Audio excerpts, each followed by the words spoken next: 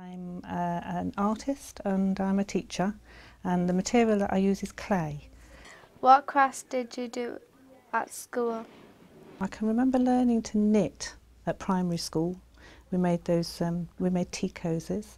I can remember dressmaking. All the way through school we learned dressmaking and knitting, but I can't ever remember doing any clay myself at all. I think I first got into clay much later. I've probably been doing it about 15 years now really, and I got into it through a part-time sculpture course that I did as a mature student. In my own work, I suppose I tend to use domestic objects from my past and recreate them, represent them in a new and altered form. It's really perhaps to do with relationships from my past and memories associated with them. What crafts do you do now? It's using clay as a medium for expression, as an artist would use paint or any other material they might choose. What did you enjoy about your crafts? I think it's just a very expressive material really, and I've always been a maker and I've always liked making things, so it just seemed to be the material that I chose to use. I think it's quite difficult to identify what motivates you as an artist really. I suppose it's probably easier to say that you can't not make.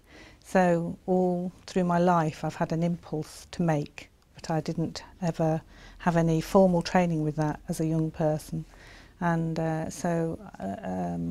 it's just an impulse that I need to fulfil really.